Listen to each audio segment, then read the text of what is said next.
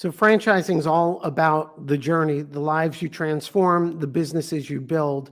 And today I'm proud. I'm proud to have them as clients. I'm proud to be working together, the co-founders of A Place at Home. And we're going to dive into their journey, their experience as they've built an amazing brand.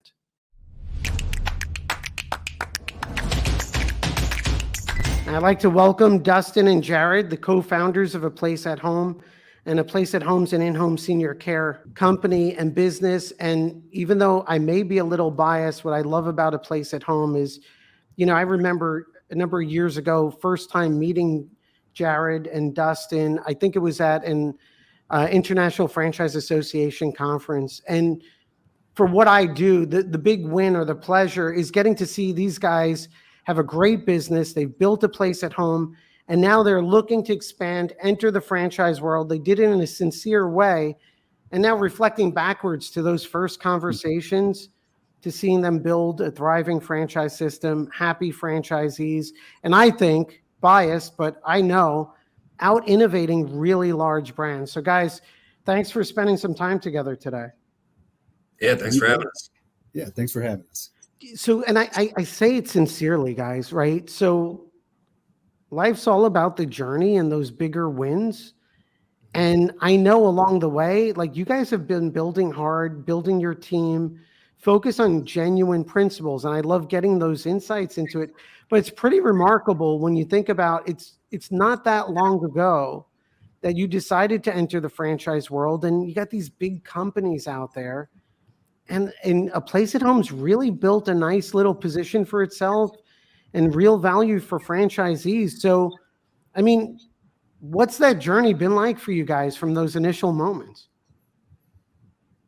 Yeah, Jerod, you want to go ahead and start? Yeah, I mean, like, Jerod, I'm talking about, like, think about it. Like, these are real life moments. You guys have built something, and I know these are big questions. Sure. But, like, you know what? You've done a lot. Like, what has that journey been like? Well, and I'll start back a little over 10 years ago when Dustin and I launched A Place at Home. And we did so because we had the need within our families and saw that there was a service out there that people could remain in home and independent. And we thought, what a great service, what a great industry. And we wanted to be able to start something that we'd be proud to be able to provide to our families and to the community. And so that's really where it started. And we had a problem. We wanted a solution, and we ended up creating our own solution. We've always really been solution focused ever since. So as we grew in Omaha, Nebraska, and continued to be really focused on solutions, we added to our service lines. We wanted to be kind of the one-stop shop for people coming in for in-home senior care. So throughout the years, we grew, and we felt we really had something special, which we call senior-focused care. So in-home care, which is our foundation, care coordination, which is helping to navigate the medical world for our clients, senior living alternatives, which is helping people find the next place to call home. It's also known as placement services in the industry, and staffing. And so when we put all this together, we saw how we were coming into a pretty competitive market here in Omaha, Nebraska, but we were thriving. We were winning Best of Omaha. We were growing. And we wanted to decide, what is that next step of growth? And this was no light decision. Is it something to where we start our own locations or perhaps franchising? And Dustin and I, for years went back and forth as to what was the next best step for us. It was no easy decision. And you had mentioned, note, I was all franchising. FYI. It's true. That's true. Dustin was all franchising. But, the thing is that the biggest in the industry were franchising. And I thought to myself, why do what everybody else is doing? Let's find a different way, right? I don't always want to be walking in other footsteps. And so if there is another way, if there's a different way to do it, I want to find it. Well, through years of discovery and learning about franchising and joining the IFA and meeting people like you, Charles, and your Internicola team, as well as some other great resources in franchising, we learned that franchising was the route we wanted to go. And so we decided to bundle everything that we had into a franchise system and opened our first 3 locations in franchising in 2018.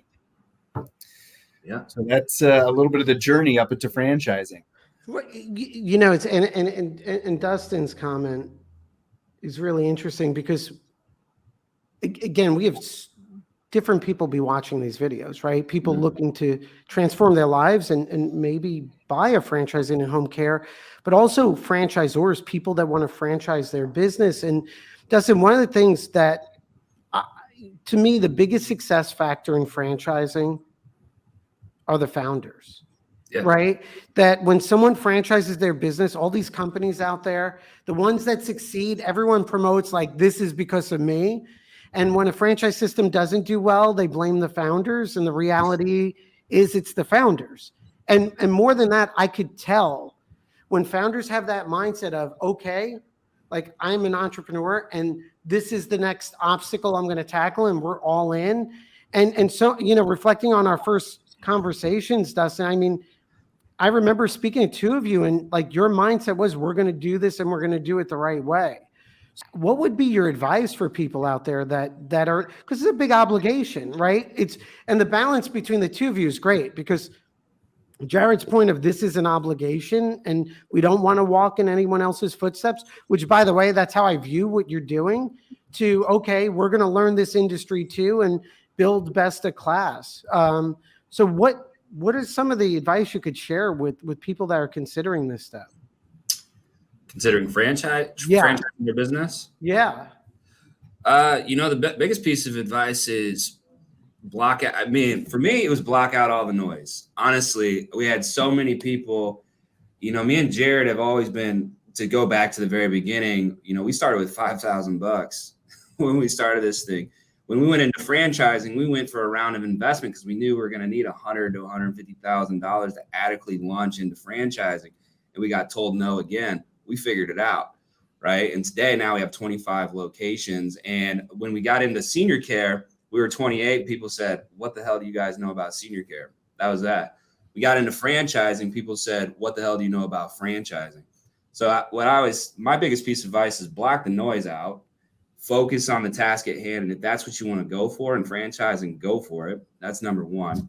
Number 2 is grow thick skin, right?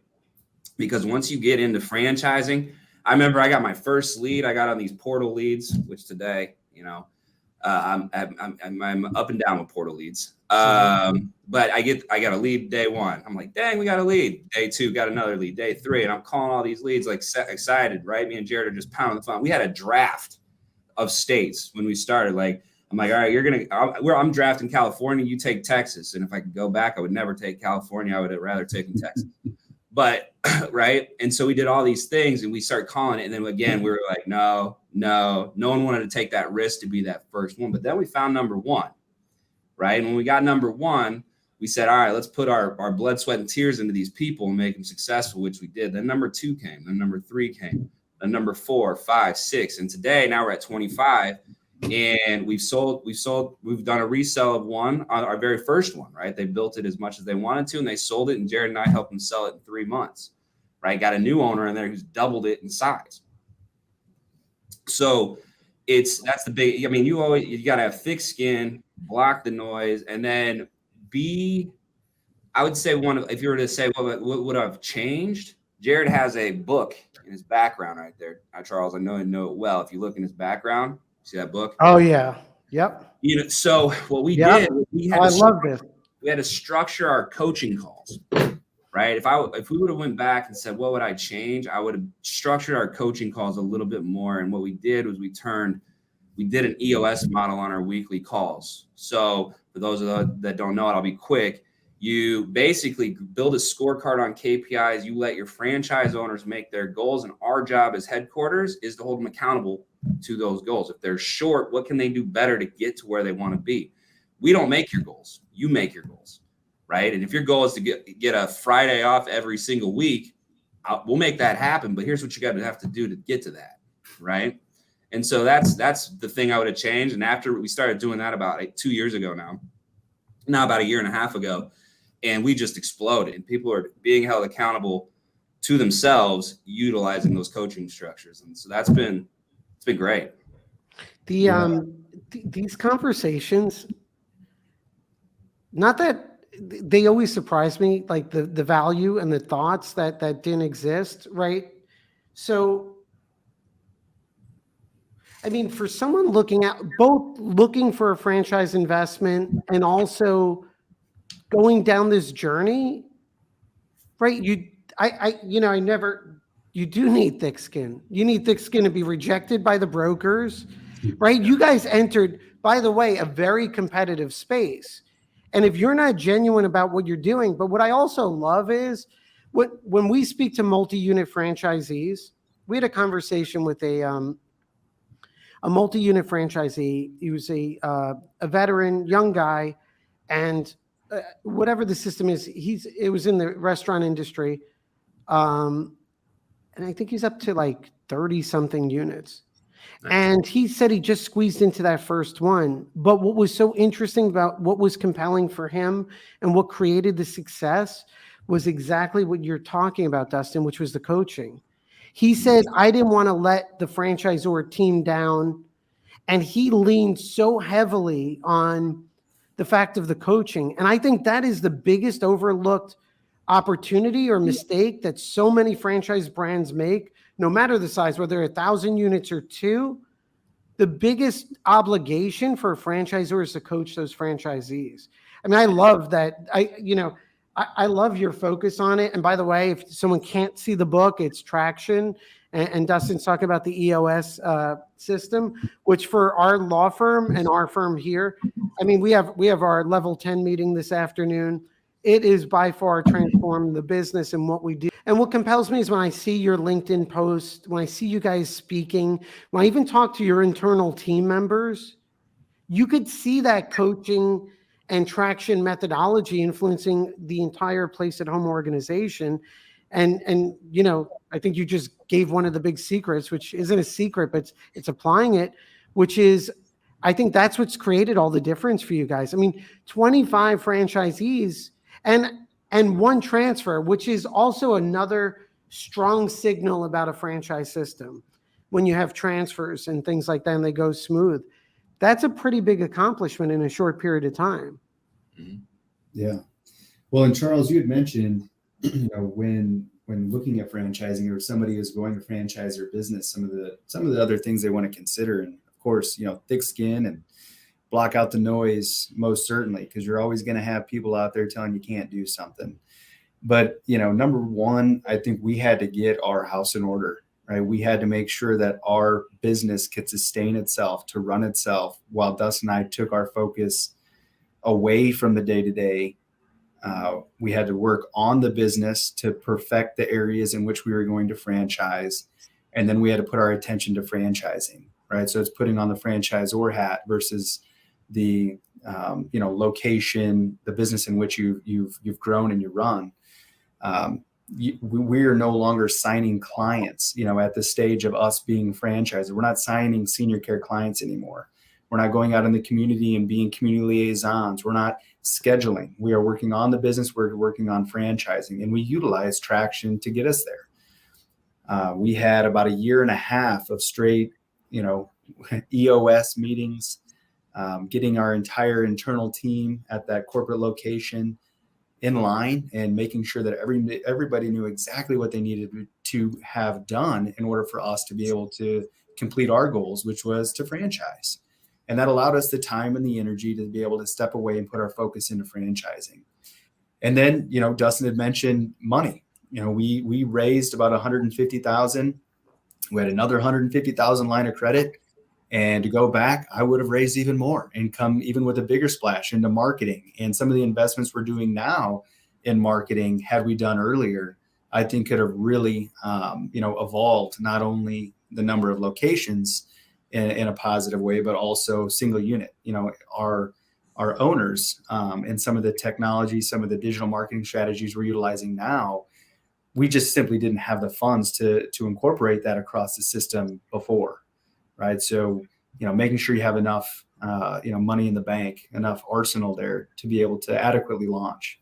And we did, but we're known as, bootstrappers, we're going to roll up our sleeves. We're going to work hard. We're going to work with our owners one-on-one. We were out in the early days marketing with them, going out in their communities. And we were at that time signing clients again, just at a different kind of level, but just kind of giving them our all. And, and they saw that, and that hasn't left them. Our owners are like family. When they come here and they come on to convention, they're excited. People, our owners come. They want to be here. They want to do convention 3 times a year. Yeah. They don't want to leave. It's great. What's great though, and this is an example of how an emerging brand can outperform larger competitors, right? Because you have a different mindset. And the fact that you're leaning so heavily on coaching, that's where the real wins happen. I mean, it's such a game changer. I'm curious, like how do your franchisees react to the coaching and the systems you're putting in place in terms of KPIs and the mentorship? Great. It took a little bit to get on. I would say our veterans, our first 5-7, when we didn't have a structure, was a little tough because they're ingrained in the day-to-day, and it was hard to get them to put it out on paper. And I think we've gotten that turned around. But one thing in our development that we've been honing in on prospects is to go back to our culture real quick is you have to be bought in this system. In our system at a place home, you have to be bought into everybody's success. We don't want individual franchisees coming on. We want you to be bought in. That's number one. Number two is, are you coachable? Are you coachable? Because if you're not coachable, this isn't for you, right? Because that's how we're going to get buy-in for these systems. And so since doing that, I think every single one of we have these sheets that we basically took the L10 meeting, Charles, and shrunk it down to 4. I'm not doing 1.5 hour long meetings with every franchisee. I don't have the time of day, nor does Aubrey, our other FBC, franchise business coach. So we shrunk it down to 45, and then they do it with their team. So it trickles to the top down. So we do a meeting with our owners, we get their goals set with them, and then they take it to their teams, and their teams then enter their scorecard. So it just trickles all the way down. And so you see it working for all their schedulers. Have a vision of what they need to accomplish in the quarter and the year. Their recruiters know what they need to accomplish, and everyone's on the same page. So it's been very well received. I will say this: the ones that didn't well receive it are in the middle of the way. The ones that did receive it are all skyrocketing right now because they know what they need to accomplish. And Dustin, without going into numbers, right? What's like some of the surprising moments you're seeing from the coaching or the transformation or the franchisee journey? I would say for Aubrey, our franchise business coach, she's been here since April doing it. Her wins, like to see her enjoyment, she had a headline at our meeting this week, and her headline was, I had 2 owners complete a rock, right? Like she gets excited when they complete their rocks. Yeah. Right. That's her goal is for them to complete their quarterly rocks. And that's what she's bought into. So she helps them do that. I think that's really good to see. I love seeing like home care is kind of like the stock market, right? You have different barriers. So seeing all that, the chart going this way, and then them knowing and be able to forecast it, right? They can sit and look now and say, I'm seeing where we're going.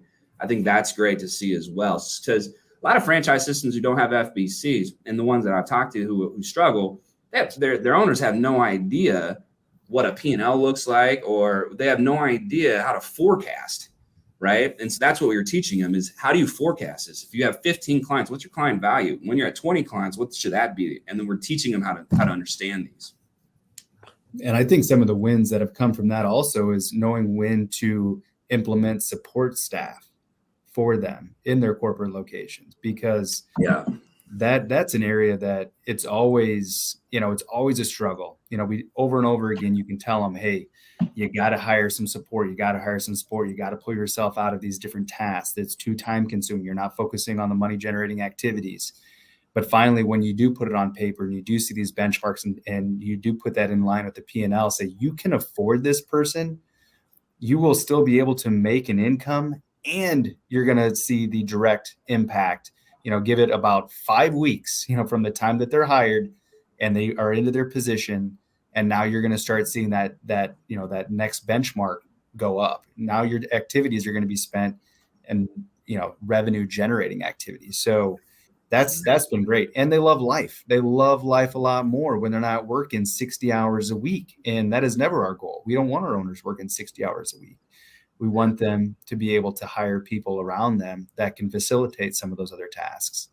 Yeah, there's a franchise owner we have. Her name's Natalie Watts of Little Rock. She's one of our top performers. And she was one of those who had a goal not to work on Fridays. She doesn't work Fridays anymore. One day I said, how do we create a work-life balance? And she corrected me in front of everybody and said, Dustin, it's not a work-life balance. It's a life-work balance, because life should come before work. And so that's a very good point. And so that's where we're trying to push our owners to, how can we get you out of your day-to-day and be more of an outsider looking in, and let your scorecards, your KPIs manage your business, so that if you're on an island in Tahiti, you can pull it and you have internet access, you can pull up the scorecard and you can see the 13 different KPIs. Are they going up? Or are they going down? If they're going down, make a quick call and talk to your office, right? And that's what we've been able to accomplish. I guess life works this way. It's all about the fundamentals, right? And we were talking, hopefully we get to see each other during the College World Series coming up, and we'll have a group event together, but it's all the fundamentals, right? So if you're training, if you're a baseball player or a franchisor, to me, the real win here are those fundamentals, that you guys are a coaching driven organization. And right, there's no magic or secret. It's like, but challenge how many people do what you're doing. And I love the fact that you even refer to an FBC, right? A franchise business coach, when, and that you bring it up as a core part of your franchise system versus an add-on. And I for me, it's great to see, because I'm like, so many great things going on. And this is sort of unlocking it, which is a great fundamental ground game of coaching and really coaching and culture and KPI. So Jerod, when someone buys a franchise, right, it's a big obligation. I mean, they're making a life decision. They're having conversations with industry people, brands, but it's like anything else, right? After you sign a contract, is everything going to be the way it was promised? Are they going to care about you tomorrow? And so what's the journey like with your franchisees, and how do you approach it? Yeah, well, we have different checkpoints that we take all of our owners through, and it starts before they even become an owner. We call the entire process care track, right? It starts off with the first part. Are you care, right? The best offense is a good defense. How are we going to ensure we're bringing in the right people into a place at home? Are they coachable? Are they in line with our vision, our mission, our values? Do they have the skill sets that it takes? Is that initial phone call, are they saying, well, I want to be a part of the senior industry because I hear it's booming and I can make a lot of money, right? That is usually a red flag. If someone's coming to us saying that I want to make a difference, that they've had experiences within their life that has led them to this industry, those are the things that we want to hear. But it starts again with the first step of care track, which is, are you care? So we qualify, right? Introduction call. We have them do our spot on profile, which has been a fantastic tool for us to be able to gain insights into who they are and how they think, and some of the key characteristics on whether or not they're going to, really, mesh with us and our culture and have the right skill sets. And we continue down into explore. So we teach them all about who we are, our brand. We get into the franchise disclosure document and make sure they have just a firm understanding of everything that goes into the business, right? Anything from fees and initial investment and potential earnings. We are very transparent on that. And our FDD, in which you guys are so instrumental in helping us to create, right? That's a great gateway and window into our business and into what they should be expecting from us. And we move on into the validation stage, right? So they get to talk to other owners. This is my favorite part of the process, because we have amazing owners and they love talking about a place at home. They love talking about their process, the coaching calls, the support that they're getting, and their growth that they're having within their locations. So it's always a fun energetic time where our candidates and those who are looking to come in just to have a chance to talk to someone other than us, right? And then ultimately into discovery day, we get to meet them face to face, shake their hands, get to understand that they're real people and we're real people. And, ultimately, by the time we've gone through this process, we know, are they a good fit? Are we a good fit for them? And we have that opportunity then to bring them on board and for them to then accept that territory. But again, first and foremost, first step is bringing in the right people, right? So then we go on, right? It's kind of where you had mentioned is now they've signed this contract. What comes next, right? We call it care launch.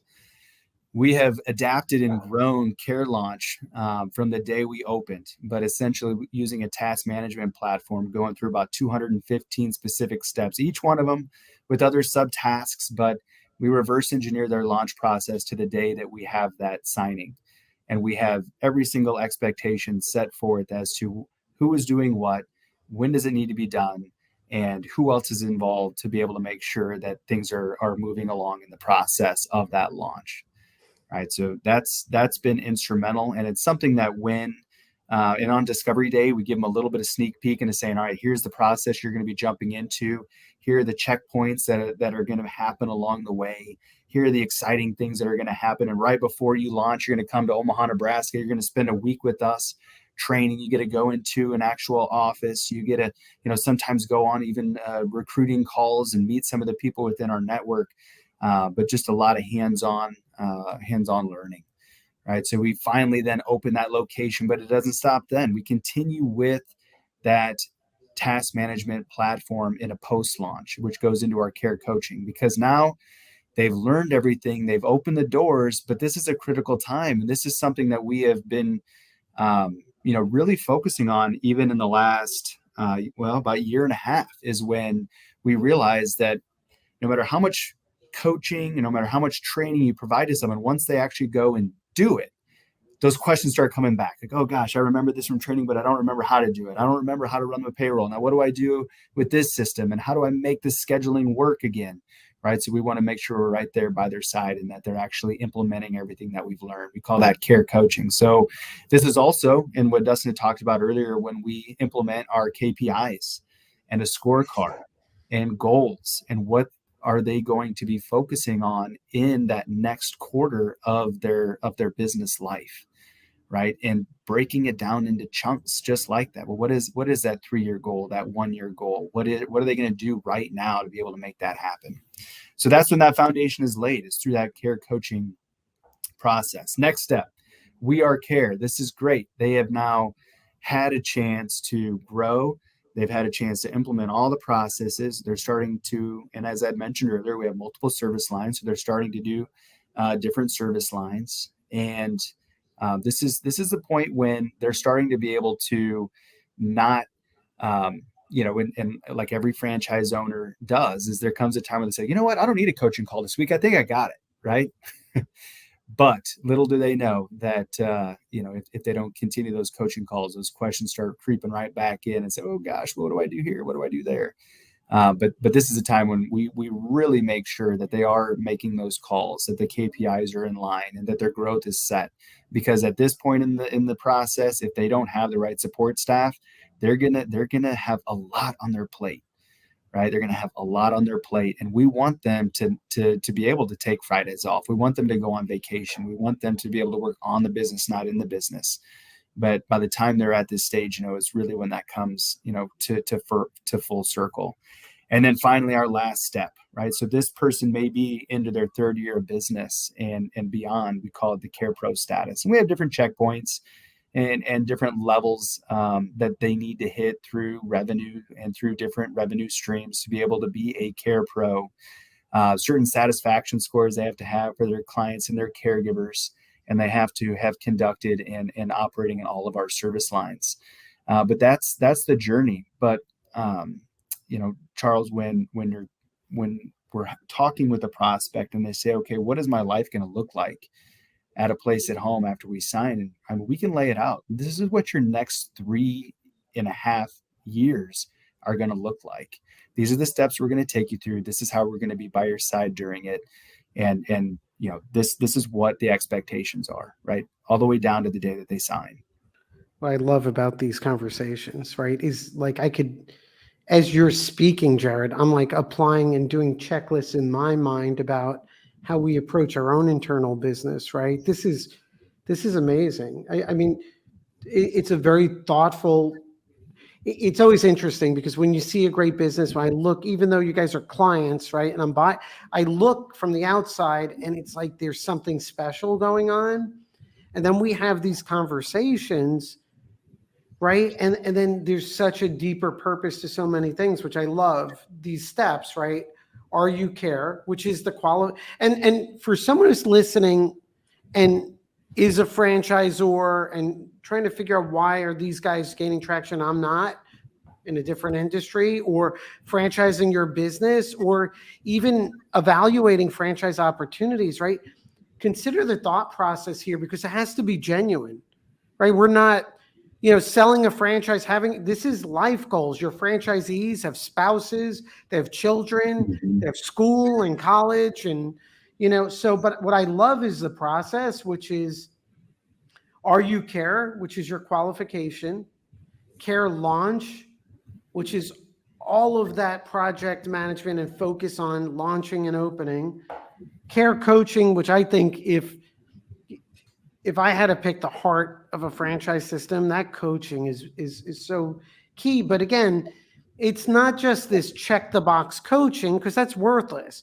Sure. Jerod, your words, right? You're using KPIs, scorecards. What I love, the phrase you used, I don't know if it's you said the next quarter of their business life, right? You're just connecting the dots on that.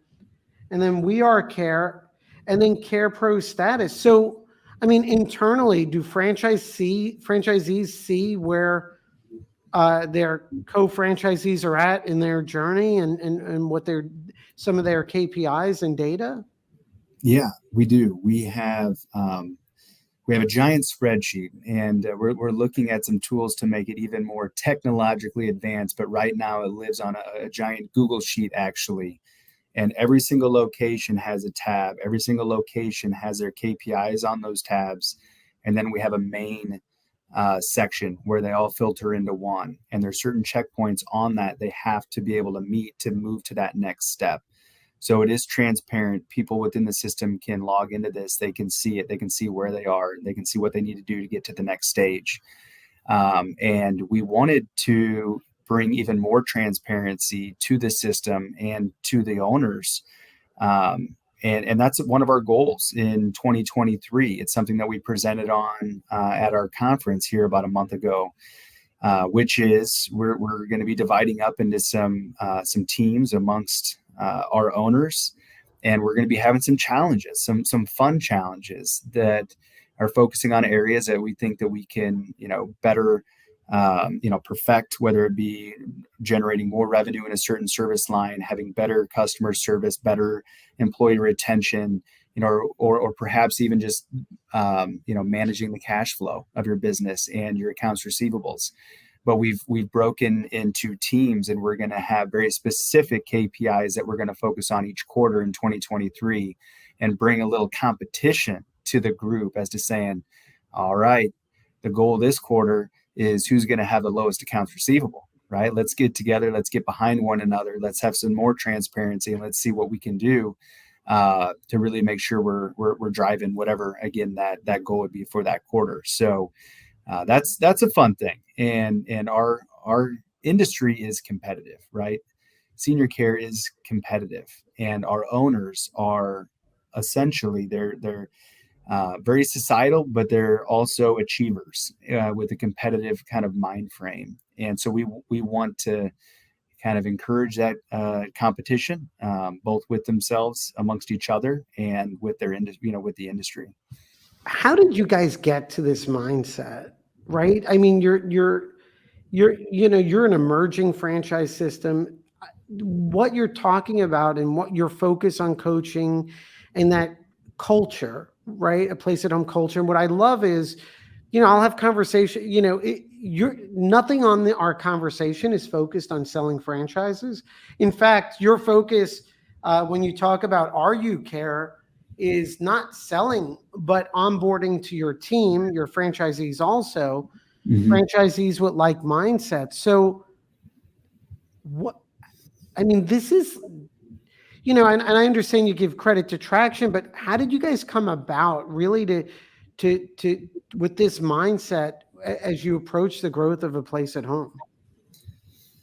Yeah, I think it's just generally that if you do well by others, that others, will do well by you. That if you can help enough people get what they want, eventually you'll get what you want. And we've approached every business opportunity we've been a part of with that same mind frame, putting people first and making sure, even again in that RU Care process, if they want in a place at home and we know that it may not be the best fit for them, then we're not going to move forward, right? It's and generally, I mean, that's all I can think about is people know that we have their backs. We're not going to ask them to do anything we haven't done ourselves, and we're just going to kind of take that leadership mentality as to saying, come with us, we got your back. It's culture is so powerful, right? And so as a team, right? And I look at the culture internally in our team because your actions, they repeat themselves, they form a part of your culture influences your actions, which then influences your service delivery and your client experience and your overall experiences, which really forms the brand and the heart of your business.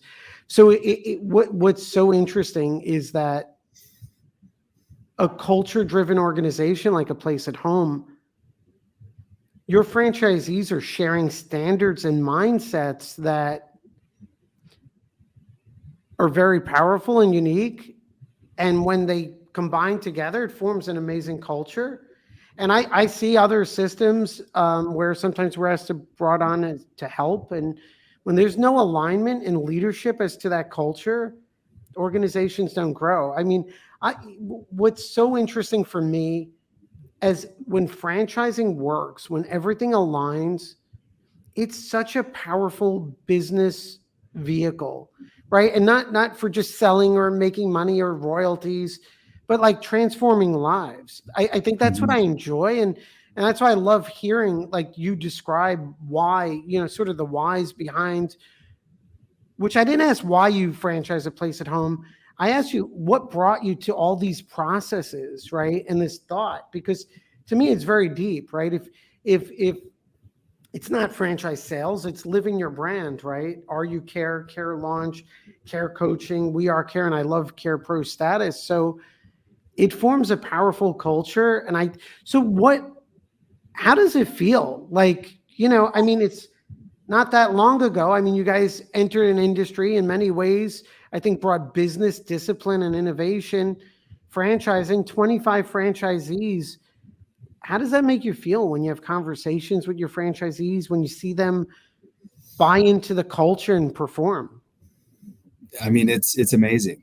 As you see right behind me, We Are Care, right? That's our value sets: compassionate, accountable, respectful, and ethical. It's something that has been a part of our decision-making process, since pre-franchising. It goes into our hiring process. It goes into our RU Care process. That's where the care is coming from, right? So when we see that owners have and they do live this, right? We notice it by their posts, by the way they're engaging with their communities, by the fantastic reviews that they're getting, the 5-star reviews. We have owners that have 100% reviews, not a single negative remark on Google online.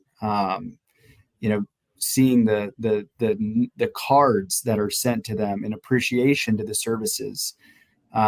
It's all very, very enlightening, and we're lucky that we have such fantastic owners that continue to live this culture, and they believe, right? They're